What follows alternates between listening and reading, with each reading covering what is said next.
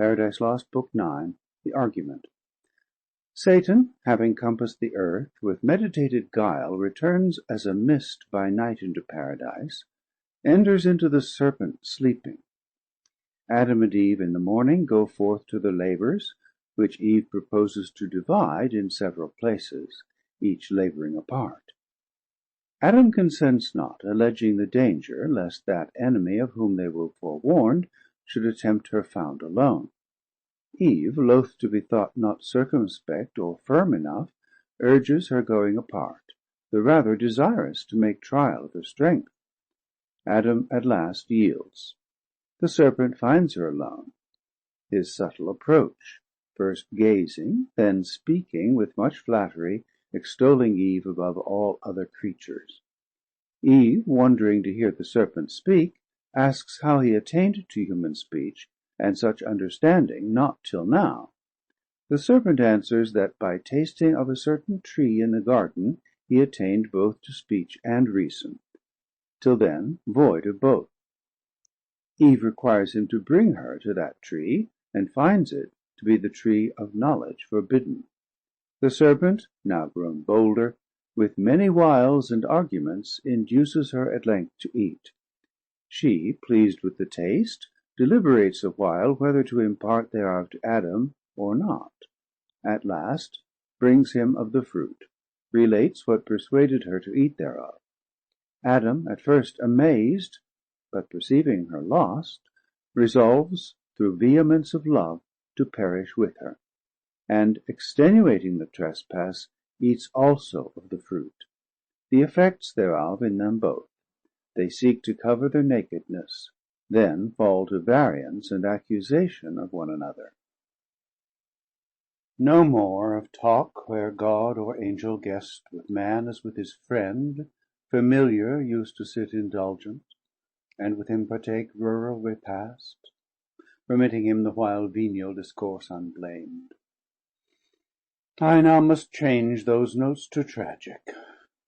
Foul distrust and breach disloyal on the part of man, revolt and disobedience on the part of heaven, now alienated, distance and distaste, anger and just rebuke and judgment given, that brought into this world a world of woe, sin and her shadow, death, and misery, death's harbinger. Sad task, yet argument not less but more heroic than the wrath of stern Achilles on his foe pursued thrice fugitive about Troy wall, or rage of Turnus for Lavinia disespoused, or Neptune's ire, or Juno's that so long perplexed the Greek and Cytherea's son. If answerable style I can obtain of my celestial patroness, who deigns her nightly visitation unimplored, and dictates to me slumbering, or inspires easy my unpremeditated verse. Since first this subject for heroic song pleased me, long choosing and beginning late, not sedulous by nature to indite wars, hitherto the only argument heroic deemed, chief maestry to dissect with long and tedious habit fabled knights in battles famed, the better fortitude of patience and heroic martyrdom unsung, or to describe races and games, or tilting furniture, emblazoned shields, impraises quaint, caparisons and steeds, bases and tinsel trappings, gorgeous knights at juiced and tournament. Then marshalled feast served up in hall with sewers and seneschals, the skill of artifice or office mean, not that which justly gives heroic name to person or to poem.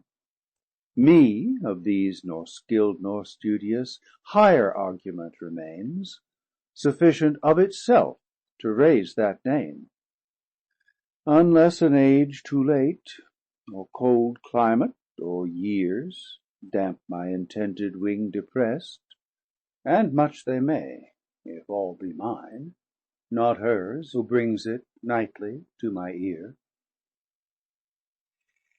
The sun was sunk, and after him the star of Hesperus, whose office is to bring twilight upon the earth, short arbiter 'twixt day and night. And now from end to end night's hemisphere had veil'd the horizon round, when Satan, who late fled before the threats of Gabriel out of Eden, now improved in meditated fraud and malice, bent on man's destruction, maugre what might hap of heavier on himself, fearless returned. By night he fled, and at midnight returned from compassing the earth, cautious of day, since Uriel, regent of the sun, descried his entrance, and forewarned the cherubim that kept the watch. Thence full of anguish driven, the space of 7 continued nights he rode with darkness. Thrice the equinoctial line he circled, 4 times crossed the car of night from pole to pole, traversing each colure. On the 8th returned, and on the coast averse from entrance or cherubic watch, by stealth found unsuspected way. There was a place, now not, though sin not time first wrought the change, where Tigris at the foot of Paradise into a gulf shot under ground, till part rose up a fountain by the tree of life.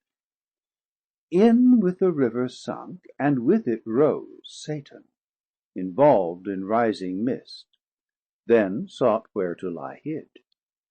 Sea he had search'd, and land from Eden over Pontus and the pool Myotis up beyond the river Ob, downward as far Antarctic, and in length west from Orontes to the ocean barr'd at Darien, thence to the land where flows Ganges and Indus. Thus the orb he roam'd with narrow search, and with inspection deep consider'd every creature, which of all most opportune might serve his wiles, and found the serpent subtlest beast of all the field. Him after long debate, irresolute of thoughts revolv'd, his final sentence chose fit vessel, fittest imp of fraud, in whom to enter, and his dark suggestions hide from sharpest sight. For in the wily snake, whatever slights, none would suspicious mark, as from his wit and native subtlety proceeding, which in other beasts observ'd, doubt might beget of diabolic power, active within beyond the sense of brute. Thus he resolved, but first from inward grief his bursting passion into plaints thus pour'd. O Earth, how like to Heaven, if not preferr'd more justly, seat worthier of Gods, as built with second thoughts, reforming what was old. For what God after better worse would build? Terrestrial Heaven, danced round by other Heavens that shine, yet bear their bright officious lamps, light above light, for thee alone as seems, in thee concentring all their precious beams of sacred influence. As God in Heaven is Center, yet extends to all, so thou, centring, receiv'st from all those orbs. In thee, not in themselves, all their known virtue appears, productive in herb, plant, and nobler birth of creatures animate, with gradual life of growth, sense, reason, all summ'd up in man.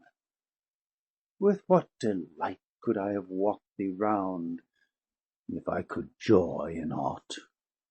Sweet interchange of hill and valley, rivers, woods and plains, now land, now sea, and shores with forest crown'd, rocks, dens and caves.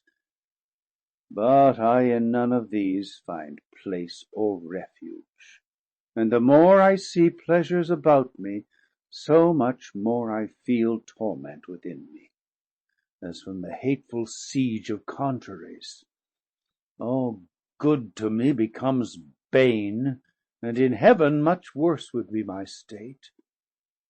But neither here seek I, no, nor in Heaven to dwell. unless by maistering Heaven supreme, nor hope to be myself less miserable by what I seek, but others to make such as I, though thereby worse to me redound.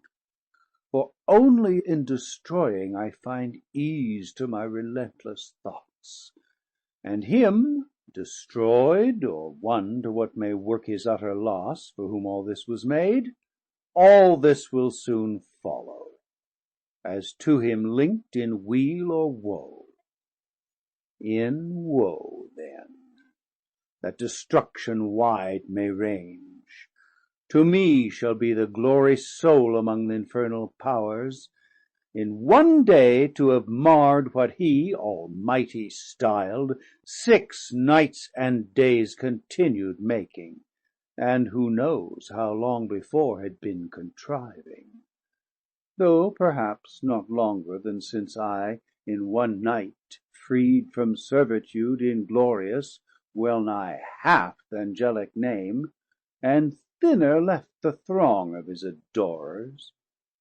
He to be avenged, and to repair his numbers thus impair'd, whether such virtue spent of old now fail'd more Angels to create, if they at least are his created, or to spite us more, determined to advance into our room a creature form'd of earth, and him endow, exalted from so base original, with heavenly spoils, our spoils.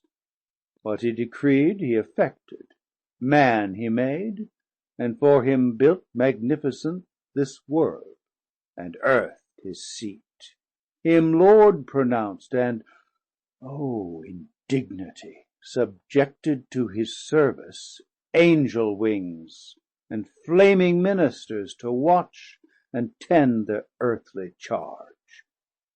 Of these the vigilance I dread, and to elude, thus wrapt in mist of midnight vapour, glide obscure, and pry in every bush and brake, where hap may find the serpent sleeping, in whose mazy folds to hide me, and the dark intent I bring. O foul descent, that I, who erst contended with Gods to sit the highest, am now constrain'd into a beast, and mix'd with bestial slime, this essence to incarnate and imbrute, that to the height of Deity aspir'd. But what will not ambition and revenge descend to? Who aspires must down as low as high he soar'd, obnoxious first or last to basest things. Revenge at first, though sweet, bitter ere long, back on itself recoils. Let it, I reck not, so it light well aim'd, since higher I fall short, on him who next provokes my envy, this new favourite of Heaven, this man of clay, son of despite, whom, us the more to spite, his Maker raised from dust. Spite then with spite is best repaid. So saying, through each thicket dank or dry, like a black mist low creeping, he held on his midnight search, where soonest he might find the serpent. Him fast sleeping soon he found, in labyrinth of many a round self-roll'd, his head the midst, well stored with subtle wiles, not yet in horrid shade or dismal den, nor nocent yet, but on the grassy herb, fearless, unfear'd, he slept. In at his mouth the Devil enter'd, and his brutal sense in heart or head possessing, soon inspir'd with act intelligential, but his sleep disturbed not, waiting close the approach of morn. Now when as sacred light began to dawn in Eden on the humid flowers that breathed the morning incense, when all things that breathe from the earth's great altar send up silent praise to the Creator, and his nostrils fill with grateful smell, forth came the human pair, and join'd their vocal worship to the choir of creatures wanting voice. That done, partake the season, prime for sweetest sense and airs, then commune how that day they best may ply their growing work. For much their work outgrew the hands dispatch of two gardening so wide. And Eve first to her husband thus began: Adam, well may we labour still to dress this garden, still to tend plant, herb, and flower, our pleasant task enjoin'd. But till more hands aid us, the work under our labour grows, luxurious by restraint. What we by day lop overgrown, or prune, or prop, or bind, one night or two with wanton growth derides, tending to wild.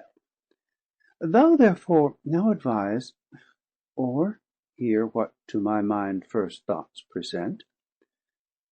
Let us divide our labours, thou where choice leads thee, or where most needs, whether to wind the woodbine round this arbour, or direct the clasping ivy where to climb, while I in yonder spring of roses, intermixed with myrtle, find what to redress till noon. For while so near each other thus all day our task we choose, what wonder if so near looks intervene and smiles, or object new casual discourse draw on, which intermits our day's work, brought to little, though begun early, and our supper comes unearned. To whom mild answer Adam thus return'd: Soul Eve, associate soul, to me beyond compare, above all living creatures dear, well hast thou motion'd, well thy thoughts employ'd, how we might best fulfill the work which here God hath assign'd us. Nor of me shalt pass unpraised, for nothing lovelier can be found in woman than to study household good, and good works in her husband to promote. Yet not so strictly hath our Lord imposed labour, as to debar us when we need refreshment, whether food or talk between, food of the mind, or this sweet intercourse of looks and smiles, for smiles from reason flow, to brute denied, and are of love the food. Love not the lowest end of human life. For not to irksome toil, but to delight he made us, and delight to reason join'd. These paths and bowers, doubt not but our joint hands will keep from wilderness with ease, as wide as we need walk, till younger hands ere long assist us. But if much converse perhaps they satiate, to short absence I could yield, for solitude sometimes is best society, and short retirement urges sweet return. But other doubt possesses me, lest harm befall thee sever'd from me, for thou knowst what hath been warn'd us, what malicious foe, envying our happiness, and of his own despairing, seeks to work us woe and shame by sly assault, and somewhere nigh at hand watches no doubt with greedy hope to find his wish and best advantage us asunder, hopeless to circumvent us join'd, where each to other speedy aid might lend at need. Whether his first design be to withdraw our fealty from God, or to disturb conjugal love, than which perhaps no bliss enjoy'd by us excites his envy more, or this, or worse, leave not the faithful side that gave thee being, still shades thee and protects. The wife, where danger or dishonour lurks, safest and seemliest by her husband stays, who guards her, or with her the worst endures. To whom the virgin majesty of Eve, as one who loves, and some unkindness meets, with sweet austere composure thus replied: Offspring of Heaven and Earth, and all Earth's Lord, that such an enemy we have, who seeks our ruin, both by thee inform'd I learn, and from the parting Angel overheard, as in a shady nook I stood behind, just then return'd at shut of evening flowers. But that thou shouldst my firmness therefore doubt to God or thee, because we have a foe may tempt it, I expected not to hear. His violence thou fear'st not, being such as we not capable of death or pain can either not receive or can repel. His fraud is then thy fear, which plain inferrs thy equal fear that my firm faith and love can by his fraud be shaken or seduced. Thoughts which how found they harbour in thy breast, Adam, misthought of her to thee so dear? To whom with healing words Adam replied, Daughter of God and Man, immortal Eve, for such thou art, from sin and blame entire, not diffident of thee do I dissuade thy absence from thy sight, but to avoid the tempt it self, intended by our foe. For he who tempts, though in vain, at least asperses the tempted with dishonour foul, supposed not incorruptible of faith, not proof against temptation. Thou thyself with scorn and anger wouldst resent the offer'd wrong, though ineffectual found. Misdeem not then, if such affront I labour to avert from thee alone, which on us both at once the enemy, though bold, will hardly dare, or daring, first on me the salt shall light. Nor thou his malice and false guile contemn, subtle he needs must be who could seduce Angels, nor think superfluous others aid. I from the influence of thy looks receive access in every virtue, in thy sight more wise, more watchful, stronger, if need were of outward strength, while shame thou looking on, shame to be overcome or overreach'd, would utmost vigour raise, and rais'd unite. Why shouldst not thou like sense within thee feel when I am present, and thy trial choose with me, best witness of thy virtue tried? So spake domestic Adam in his care and matrimonial love. But Eve, who thought less attributed to her faith sincere, thus her reply with accent sweet renew'd. If this be our condition, thus to dwell in narrow circuit straiten'd by a foe subtle or violent, we not endued single with like defence wherever met, how are we happy, still in fear of harm?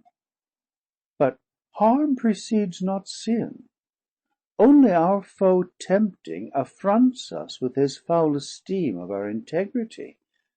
His foul esteem sticks no dishonour on our front, but turns foul on himself.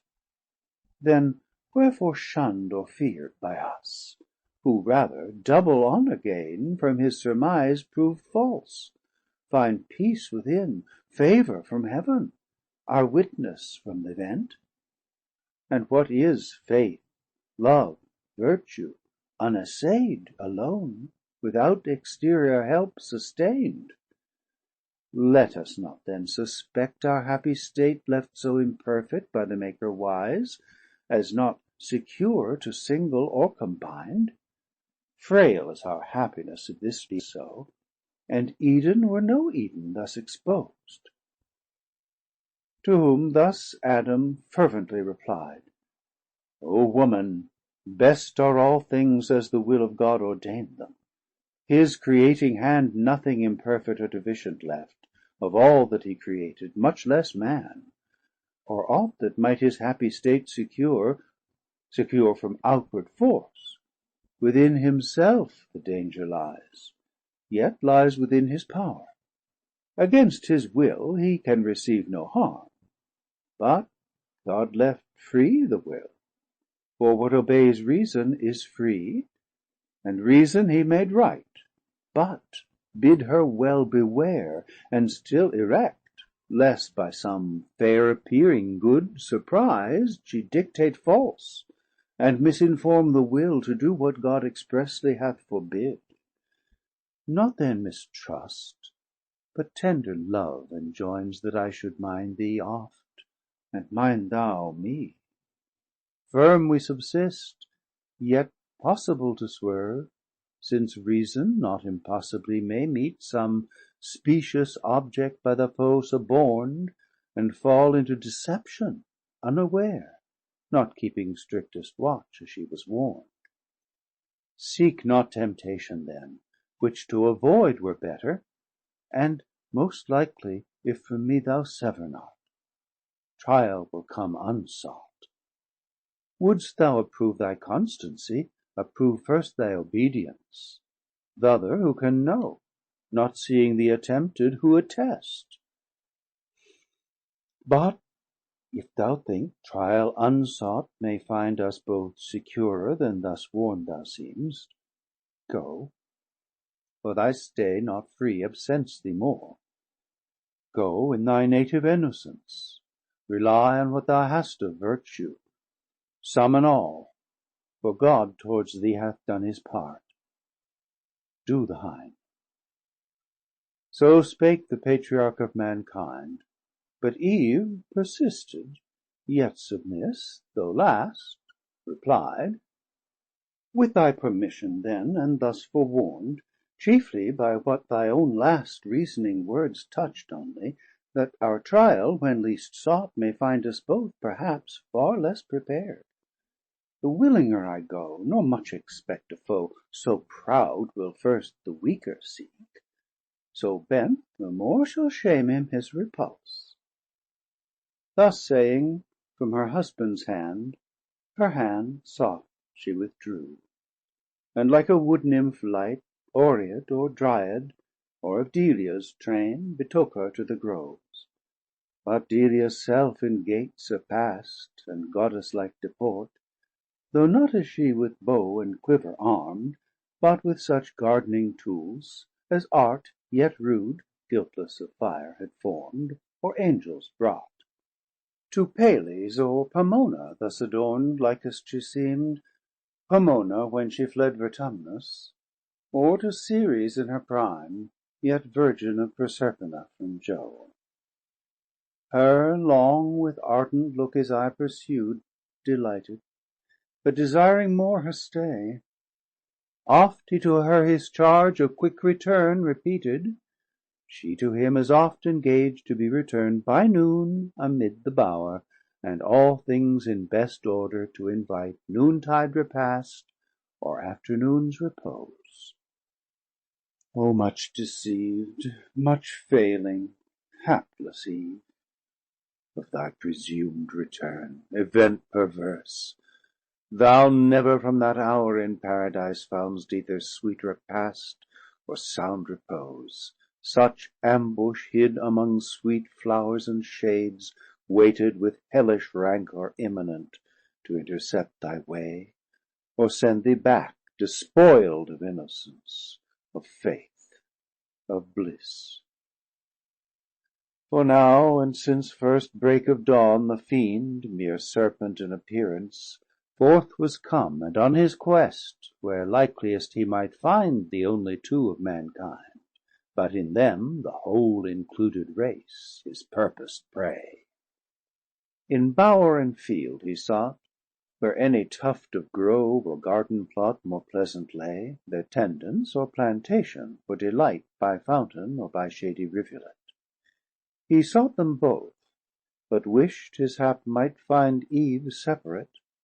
He wish'd, but not with hope of what so seldom chanced, when to his wish, beyond his hope, Eve separate he spies, veil'd in a cloud of fragrance, where she stood half spied, so thick the roses bushing round about her glow'd, oft stooping to support each flower of slender stalk, whose head, though gay carnation, purple azure, or speck'd with gold, hung drooping unsustained. Them she upstays gently with myrtle band, mindless the while herself, though fairest unsupported flower, from her best prop so far, and storm so nigh. Nearer he drew, and many a walk traversed of stateliest cover, cedar, pine, or palm, then voluble and bold, now hid, now seen among thick woven arborets and flowers embroidered on each bank, the hand of Eve. spot more delicious than those Gardens feign'd, or of reviv'd Adonis, or renown'd Alcinous, host of old Laertes' son, or that not mystic where the sapient King held dalliance with his fair Egyptian spouse.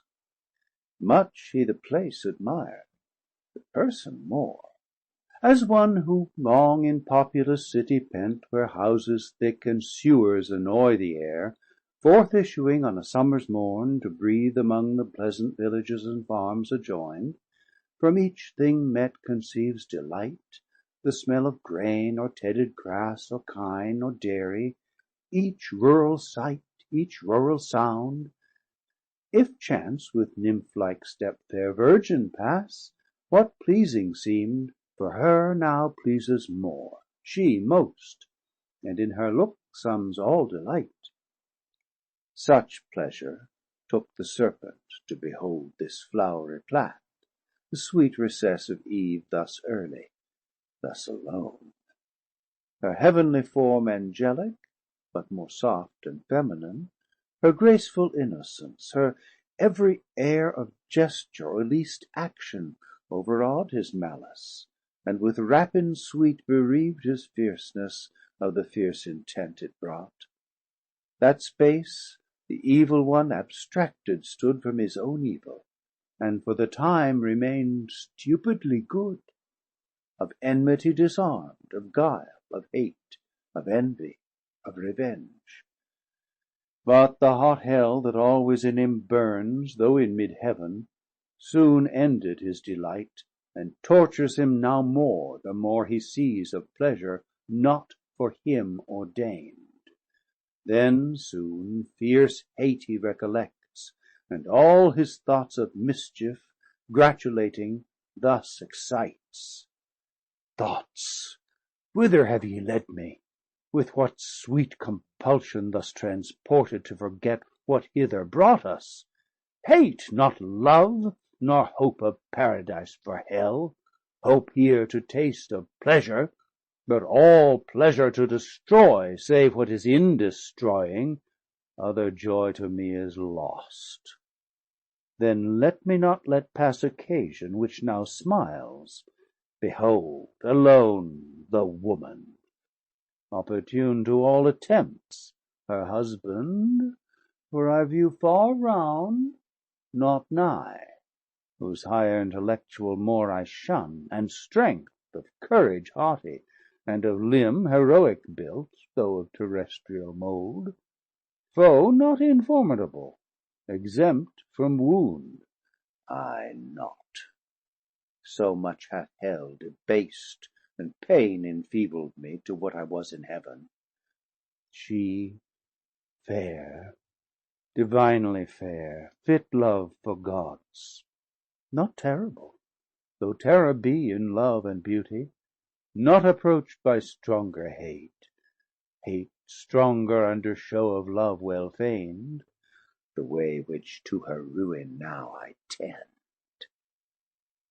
So spake the enemy of mankind, enclosed in Serpent, inmate bad, and toward Eve address'd his way, not with indented wave prone on the ground as since, but on his rear, circular base of rising folds, that tower'd fold above fold, a surging maze, his head crested aloft, and carbuncle his eyes, with burnish'd neck of verdant gold, erect amidst his circling spires, that on the grass floated redundant. Pleasing was his shape, and lovely, never since of Serpent kind lovelier, not those that in Illyria changed Hermione and Cadmus, or the God in Epidaurus, nor to which transform'd Ammonian Jove or Capitoline was seen, he with Olympius, this with her who bore Scipio, the height of Rome. With tract oblique at first, as one who sought excess, but fear'd to interrupt, sidelong he works his way, as when a ship by skilful steersman wrought nigh river's mouth or foreland, where the wind veers oft, as oft so steers and shifts her sail, so varied he, and of his tortuous train Curl'd many a wanton wreath in sight of Eve, To lure her eye. She, busied, heard the sound of rustling leaves, But minded not, as used to such disport Before her through the field, from every beast, More duteous at her call than at Circean call the herd disguised. He, bolder now, uncall'd before her stood, But as in gaze admiring. Oft he bow'd his turret crest and sleek enamelled neck, Fawning, and lick'd the ground whereon she trod. His gentle dumb expression turn'd at length The eye of Eve to mark his play. He, glad of her attention gain'd, with serpent tongue Organic, or impulsive vocal air, His fraudulent temptation thus began. Wonder not, sovereign mistress, if perhaps thou canst. What soul wonder? Much less arm thy looks the heaven of mildness with disdain, displeased that I approach thee thus, and gaze insatiate, I thus single, nor have fear'd thy awful brow, more awful thus retir'd. Fairest resemblance of thy Maker fair, thee all things living gaze on, all things thine by gift, and thy celestial beauty adore with ravishment beheld, their best beheld where universally admir'd. But here in this enclosure wild, these beasts among, beholders rude, and shallow to discern half what in thee is fair, one man except, who sees thee, and what is one, who shouldst be seen a Goddess among Gods, ador'd and served by angels numberless, thy daily train. So gloz'd the tempter, and his proem tun'd. Into the heart of Eve his words made way, though at the voice much marvelling. At length, not unamazed, she thus in answer spake: What may this mean? Language of man pronounced by tongue of brute, and human sense expressed? The first at least of these I thought denied to beasts, whom God on the creation day created mute to all articulate sound. The latter I demur, for in their looks much reason, and in their actions oft appears. Thee, Serpent, subtlest beast of all the field, I knew, but not with human voice endued. Redouble then this miracle, and say, How cam'st thou speakable of mute, and how to me so friendly grown above the rest of brutal kind, that daily are in sight? Say, for such wonder claims attention due. To whom the guileful tempter thus replied: Empress of this fair world, resplendent Eve, easy to me it is to tell thee all what thou commandst, and right thou shouldst be obey'd. I was at first as other beasts that graze the trodden herb, of abject thoughts and low, as was my food, nor aught but food discern'd for sex, and apprehended nothing high, till on a day roving the field I chanced a goodly tree far distant to behold, Loaden with fruit of fairest colours mix'd, ruddy and gold. I nearer drew to gaze, when from the boughs a savoury odour blown, Grateful to appetite, more pleased my sense Than smell of sweetest fennel, or the teats of ewe Or goat dropping with milk at even, unsuck'd of lamb or kid, that tend their play. To satisfy the sharp desire I had of tasting those fair apples, I resolved not to defer. Hunger and thirst at once, powerful persuaders, quicken'd at the scent of that alluring fruit, urged me so keen. About the mossy trunk I wound me soon, for high from ground the branches would require thy utmost reach, or Adam's. Round the tree all other beasts that saw, with like desire longing and envying stood, but could not reach. Amid the tree now got, where plenty hung, tempting so nigh, to pluck and eat my fill I spared not, for such pleasure till that hour at feed or fountain never had I found. Sated at length, ere long I might perceive strange alteration in me, to degree of reason in my inward powers, and speech wanted not long, though to this shape retain'd. Thenceforth to speculations high or deep I turn'd my thoughts, and with capacious mind consider'd all things visible in heaven, or earth, or middle, all things fair and good. But all that fair and good in thy divine semblance, and in thy beauties heavenly ray united I beheld, no fair to thine equivalent or second, which compell'd me thus, though importune perhaps, to come and gaze, and worship thee of right declar'd, Sovereign of Creatures, universal Dame. So talk'd the spirited sly Snake, and Eve, yet more amazed, unwary, thus replied: Serpent, thy overpraising leaves in doubt the virtue of that fruit, in thee first prov'd. But say, where grows the tree? From hence how far? For many are the trees of God that grow in Paradise, and various, yet unknown to us. In such abundance lies our choice, as leaves a greater store of fruit untouch'd, still hanging incorruptible, till men grow up to their provision, and more hands help to disburden Nature of her birth. To whom the wily Adder blithe and glad: Empress, the way is ready, and not long.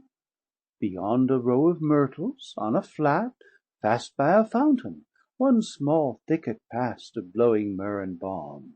If thou accept my conduct, I can bring thee thither soon. Lead then, said Eve.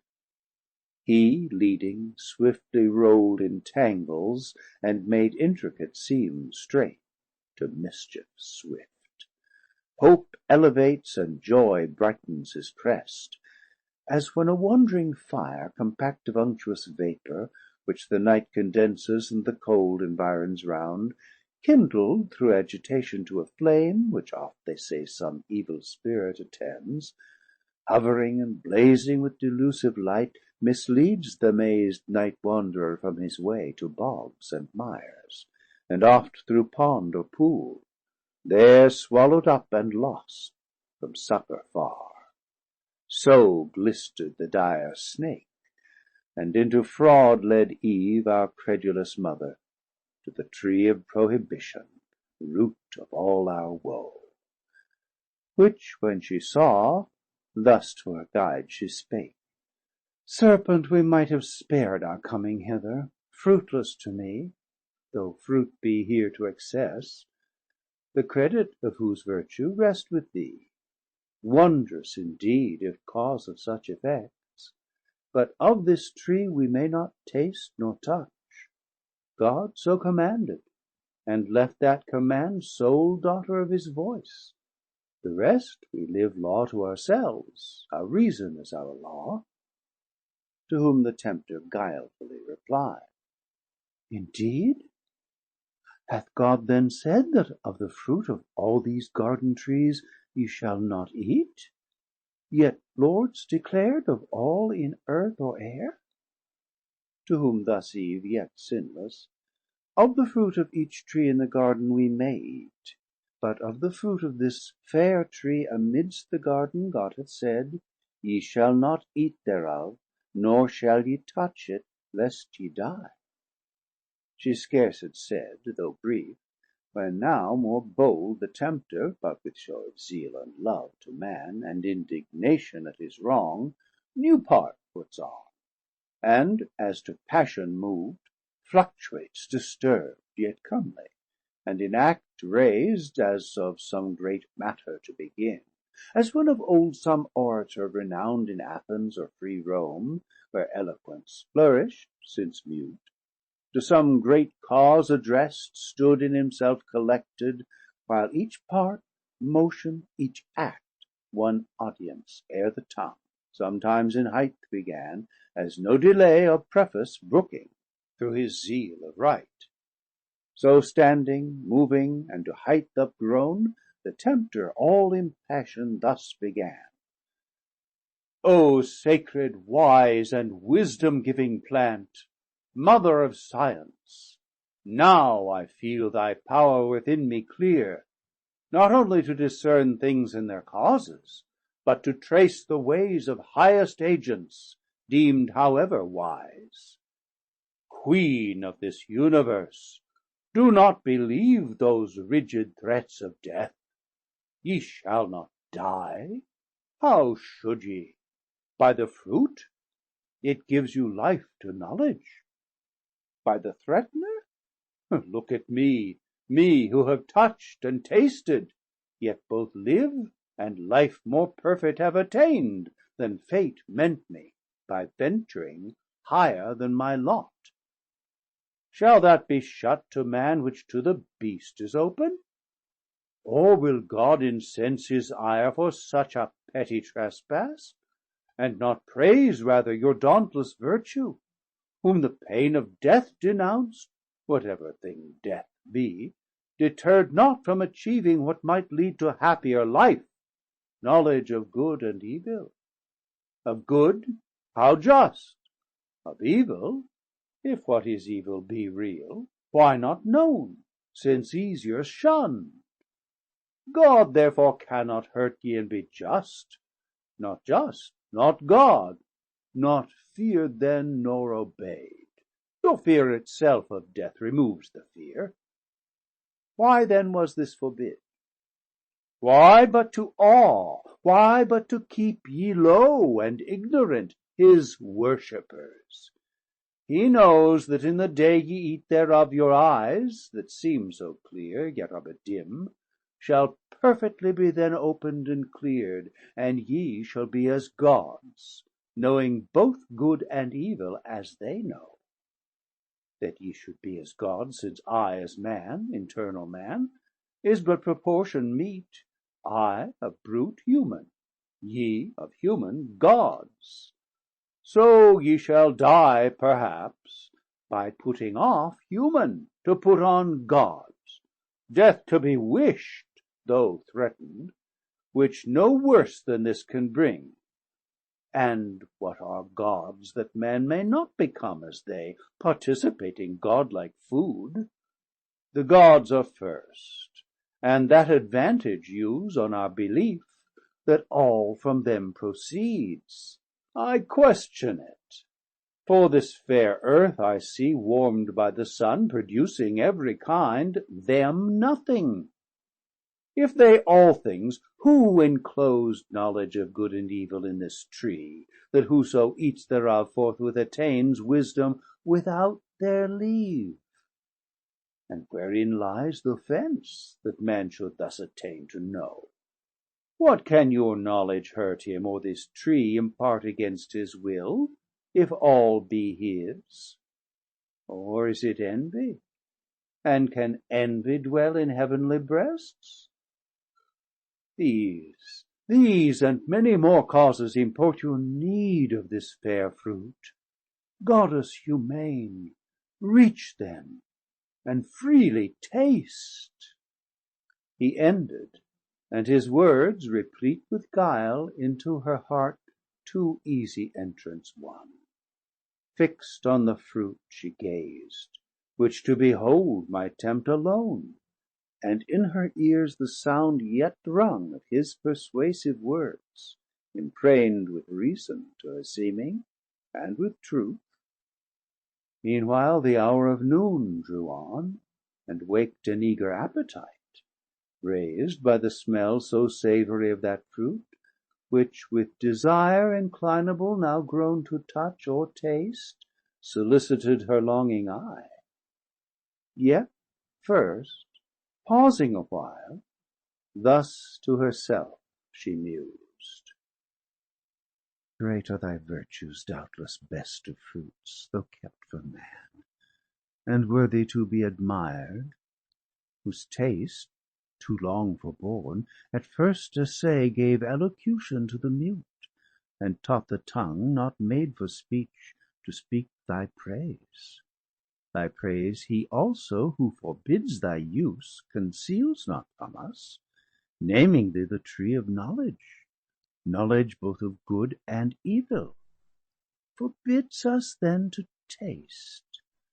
But his forbidding commends thee more, while it infers the good by thee communicated, and our want.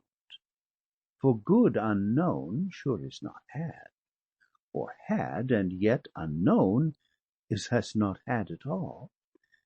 In plain then, what forbids he but to know?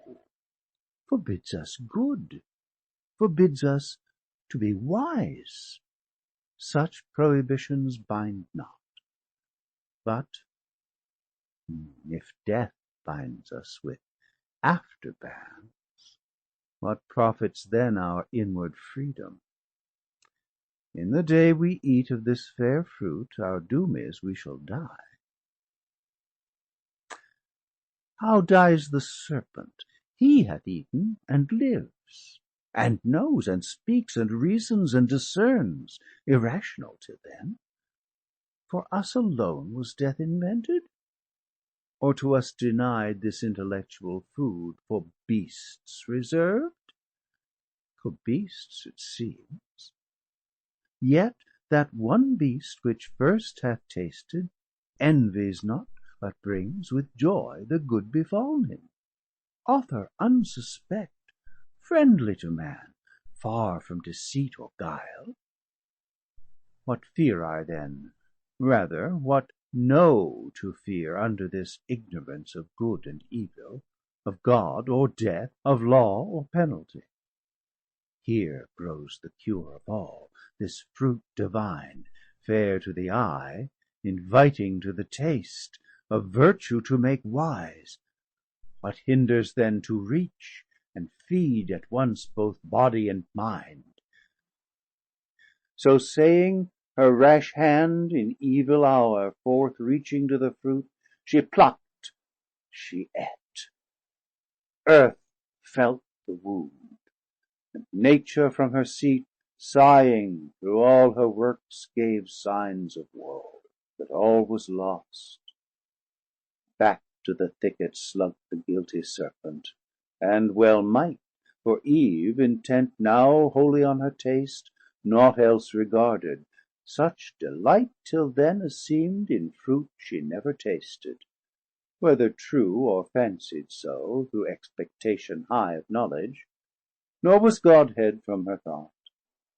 Greedily she engorged without restraint, and knew not eating death. Satiate at length, and heightened thus with wine, jocund and boon, thus to herself she pleasingly began. O sovereign, virtuous, precious of all trees in Paradise, of operation blessed to sapience, hitherto obscured, infamed, and thy fair fruit let hang, as to no end created. But henceforth my early care, not without song, each morning, and due praise, shall tend thee, and the fertile burden ease of thy full branches, offered free to all, till dieted by thee, I grow mature in knowledge as the Gods, who all things know, though others envy what they cannot give. For had the gift been theirs, it had not here thus grown. Experience next to thee I owe, best guide. Not following thee, I had remained in ignorance. Thou open'st wisdom's way, and giv'st excess, though secret she retire. And I perhaps have secret. Heaven is high, high and remote, to see from thence distinct each thing on earth, and other care perhaps may have diverted from continual watch our great forbidder, safe with all his spies about him. But to Adam in what sort shall I appear? Shall I to him make known as yet my change, and give him to partake full happiness with me, or rather not, but keep the odds of knowledge in my power, without co-partner, so to add what wants in female sex, the more to draw his love, and render me more equal, and perhaps, a thing not undesirable, sometimes superior. For inferior who is free? This may be well. But what if God have seen, and death ensue? Then I shall be no more, and Adam, wedded to another Eve, shall live with her enjoying, I extinct. A death to think. Confirm'd then our resolve. Adam shall share with me in bliss or woe. So dear I love him, that with him all deaths I could endure. Without him live no life. So saying, from the tree her step she turn'd, but first low reverence done, as to the power that dwelt within, whose presence had infused into the plant's sciential sap, derived from nectar drink of Gods. Adam the while, waiting desirous her return, had wove of choicest flowers a garland to adorn her tresses, and her rural labours crown, as reapers oft are wont their harvest queen. Great joy he promised to his thoughts, and new solace in her return, so long delayed. Yet oft his heart, divine of something ill, misgave him. He the faltering measure felt, and forth to meet her went, the way she took that morn when first they parted. By the tree of knowledge he must pass, there he her met, scarce from the tree returning. In her hand a bough of fairest fruit, that downy smiled, new gather'd, and ambrosial smell diffused. To him she hasted, in her face excuse came prologue, and apology to prompt, which with bland words at will she thus address'd. Hast thou not wonder'd, Adam, at my stay? Thee I have miss'd, and thought it long depriv'd Thy presence, agony of love till now not felt, nor shall be twice, for never more mean I to try what rash untry'd I sought, the pain of absence from thy sight. But strange hath been the cause, and wonderful to hear. This tree is not, as we are told, a tree of danger tasted, nor to evil unknown opening the way, but of divine effect to open eyes, and make them Gods who taste, and hath been tasted such. The Serpent, wise, or not restrain'd as we, or not obeying, hath eaten of the fruit, and is become not dead as we are threatned, but thenceforth endued with human voice and human sense, reasoning to admiration, and with me persuasively hath so prevail'd, that I have also tasted, and have also found th' effects to correspond. Op'ner mine eyes, dim erst, dilated spirits, ampler heart, and growing up to Godhead, which for thee chiefly I sought, without thee can despise, for bliss as thou hast part, to me is bliss, tedious unshared with thee, and odious soon.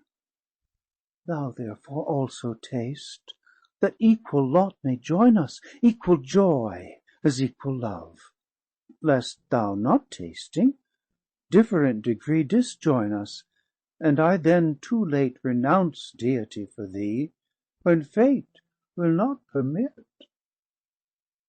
Thus Eve with countenance blithe her story told, but in her cheek distemper flushing glow'd. On th'other side Adam, soon as he heard the fatal trespass done by Eve, amazed, astonished stood and blank, while horror chill ran through his veins, and all his joints relaxed. From his slack hand the garland wreath'd for Eve down dropp'd, and all the faded roses shed. Speechless he stood and pale, till thus at length, first to himself, the inward silence broke.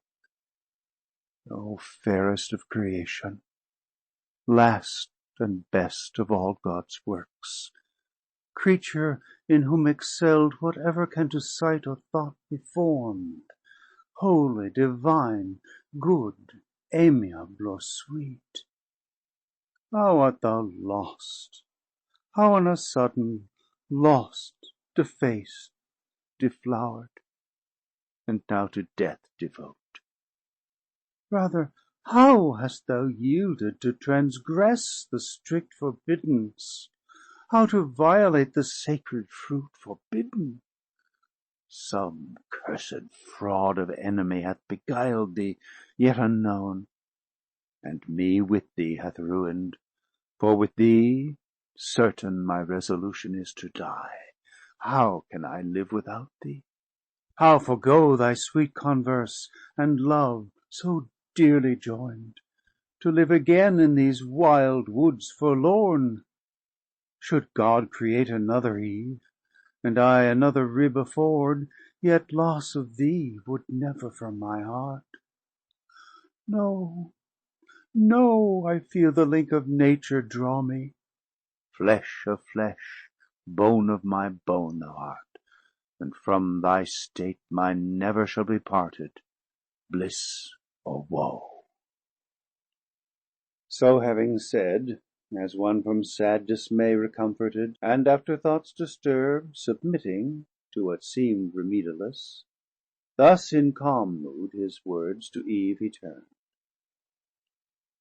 Bold deed thou hast presumed, adventurous Eve, and peril great provoked, who thus hast dared, had it been only coveting, to eye that sacred fruit, sacred to abstinence, much more to taste it, under ban to touch.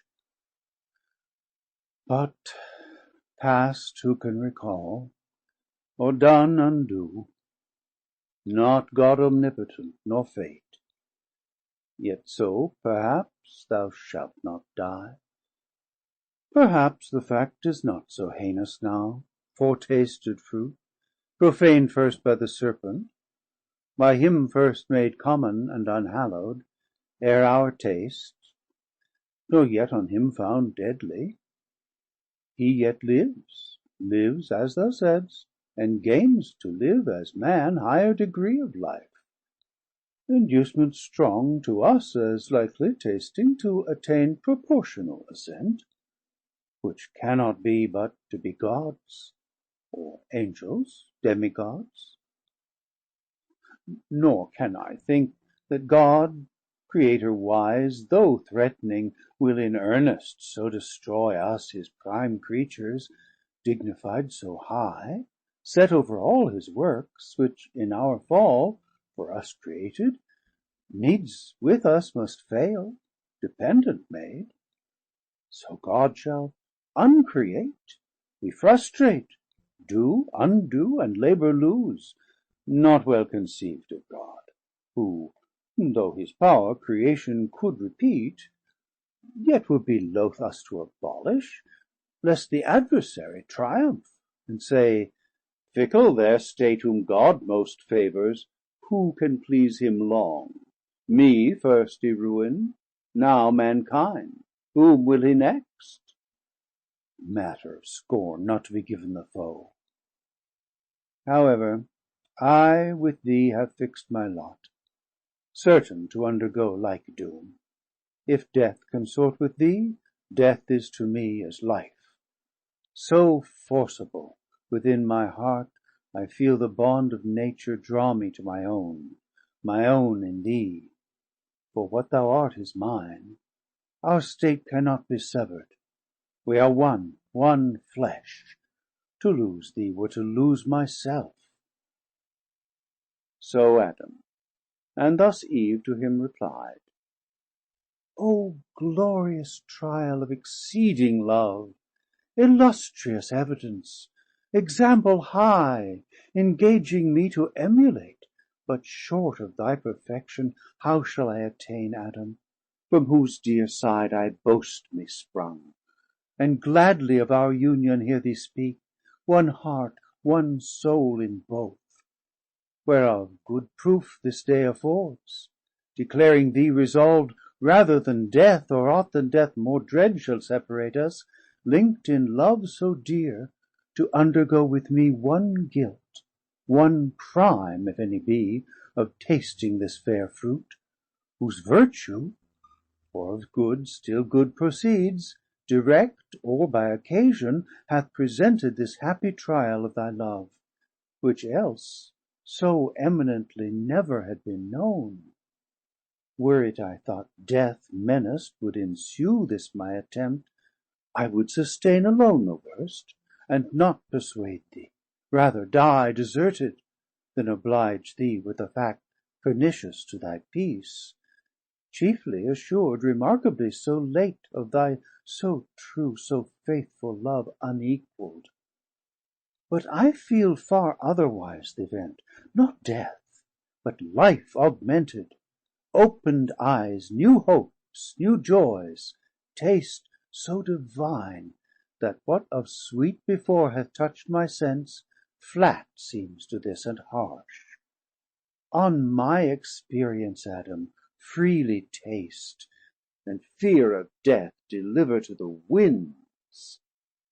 So saying, she embraced him, and for joy tenderly wept, much won that he his love had so ennobled, as of choice to incur divine displeasure for her sake, or death. In recompense, for such compliance bad, such recompense best merits, from the bough she gave him of that fair enticing fruit with liberal hand.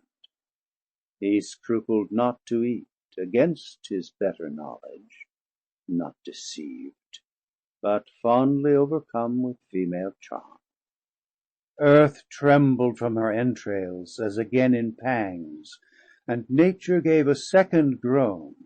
Sky lour'd, and muttering thunder some sad drops wept at completing of the mortal sin original, while Adam took no thought, eating his fill, nor Eve to iterate her former trespass fear'd, the more to soothe him with her lov'd society, that now as with new wine intoxicated, both they swim in mirth, and fancy that they feel divinity within them, breeding wings, wherewith to scorn the earth.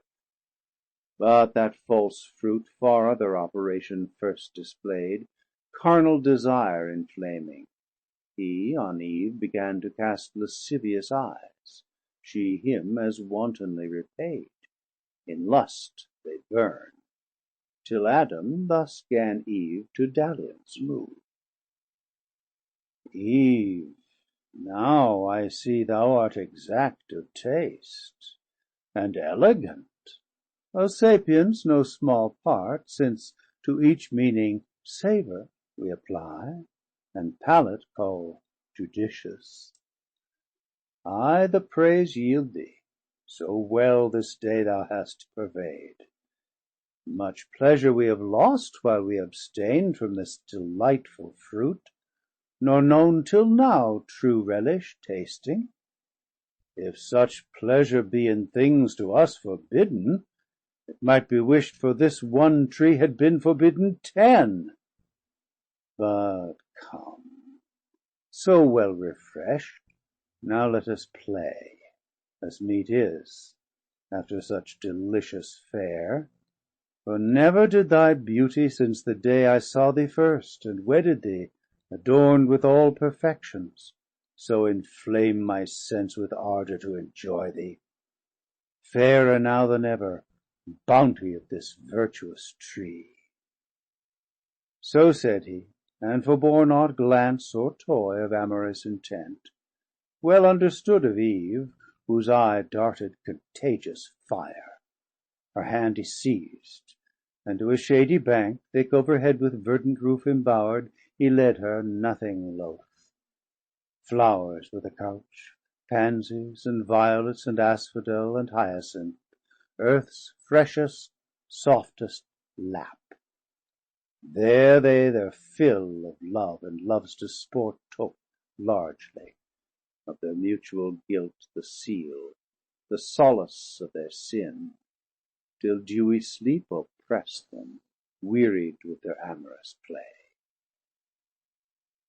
Soon as the force of that fallacious fruit, that with exhilarating vapour bland about their spirits had play'd, and in most powers made err, was now exhaled, and grosser sleep, bred of unkindly fumes, with conscious dreams encumber'd, now had left them, up they rose as from unrest, and each the other viewing, soon found their eyes how open'd, and their minds how darken'd.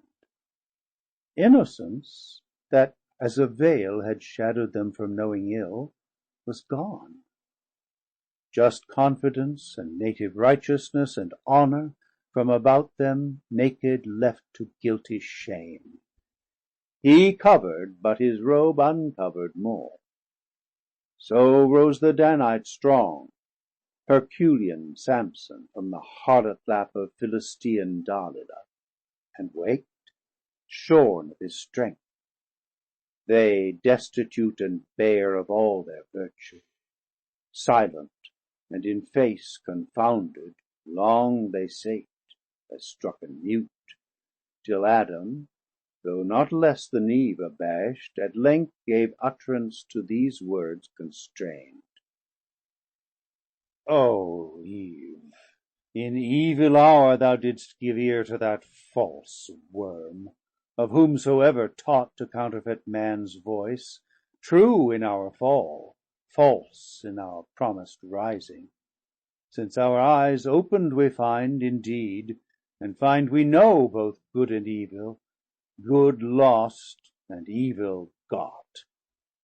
Bad fruit of knowledge, if this be to know, which leaves us naked thus, of honour void, of innocence, of faith, of purity, our wonted ornaments now soil'd and stain'd, and in our faces evident the signs of foul concupiscence, whence evil store, even shame the last of evils, of the first be sure then.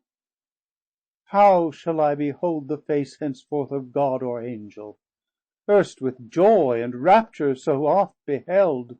Those heavenly shapes will dazzle now this earthly, with their blaze insufferably bright.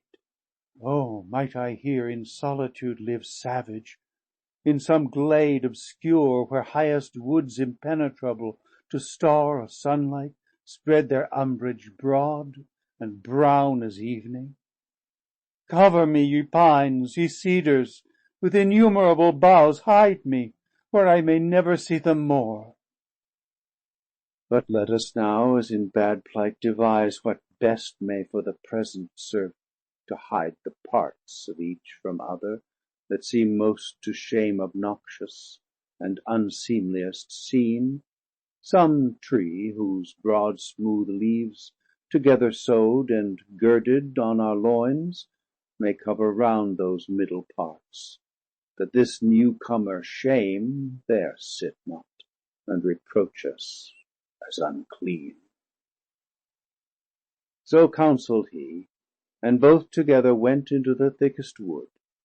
There soon they chose the fig tree, not that kind for fruit renown'd, but such as at this day to Indians known in Malabar or Deccan spreads her arms, branching so broad and long, that in the ground the bended twigs take root, and daughters grow about the mother tree, a pillar'd shade, high overarch'd, and echoing walks between. There oft the Indian herdsman, shunning heat, shelters in cool, and tends his pasturing herds at loopholes cut through thickest shade. Those leaves they gather'd, broad as Amazonian targe, and with what skill they had, together sew'd, to gird their waist, vain covering, if to hide their guilt and dreaded shame. Oh, how unlike to that first naked glory! Such of late Columbus found th'American, so girt with feather'd cincture, naked else and wild among the trees on isles and woody shores. Thus fenced, and as they thought, their shame in part cover'd, but not at rest or ease of mind, they sate them down to weep. Nor only tears reign'd at their eyes, but high winds worse within began to rise, high passions, anger, hate, mistrust, suspicion, discord, and shook sore their inward state of mind, calm region once, and full of peace, now tossed and turbulent, for understanding ruled not, and the will heard not her law, both in subjection now to sensual appetite, who from beneath, usurping over sovereign reason, claim'd superior sway. From thus distemper'd breast, Adam, estranged in look and alter'd style, speech intermitted, thus to Eve renew'd: Would thou hadst hearken'd to my words, and stay'd with me as I besought thee, when that strange desire of wandring this unhappy morn, I know not whence, possess'd thee. We had then remain'd still happy, not as now, despoiled of all our good, shamed, naked, miserable. Let none henceforth seek needless cause to approve the faith they owe. When earnestly they seek such proof, conclude they then begin to fail. To whom, soon moved with touch of blame, thus Eve: What words have passed thy lips, Adam severe? Imputest thou that to my default, or will of wandering, as thou call'st it, which who knows but might as ill have happen'd thou being by, or to thy self perhaps, hadst thou been there, or here the tempt? Thou couldst not have discern'd fraud in the Serpent, speaking as he spake, no ground of enmity between us known, why he should mean me ill, or seek to harm. Was I to have never parted from thy side, as good have grown there still a liveless rib? Being as I am, why didst not thou, the head, command me absolutely not to go, going into such danger as thou saidst? Too facile then thou didst not much gainsay, nay, didst permit, approve, and fair dismiss. Hadst thou been firm and fix'd in thy dissent, neither had I transgressed, nor thou with me.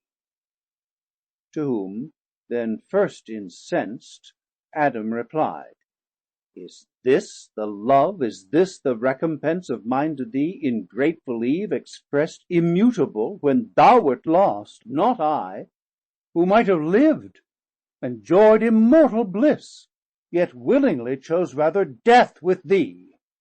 And am I now upbraided as the cause of thy transgressing? Not enough severe, it seems, in thy restraint. What could I more? I warn'd thee, I admonish'd thee, foretold the danger, and the lurking enemy that lay in wait. Beyond this had been force, and force upon free will hath here no place. But confidence then bore thee on, secure either to meet no danger, or to find matter of glorious trial. And perhaps I also err'd in overmuch admiring what seem'd in thee so perfect, that I thought no evil durst attempt thee. But I rue that error now, which is become my crime, and thou the accuser. Thus it shall befall him who, to worth in women over trusting, lets her will rule. Restraint she will not brook, and left to herself, if evil thence ensue, she first his weak indulgence will accuse. Thus they in mutual accusation spent the fruitless hours, but neither self-condemning, and of their vain contest appear'd no end. Notes: line 186, not, nor 1674. Line 213, here, bare 1674. Line 394, likest, likeliest 1674.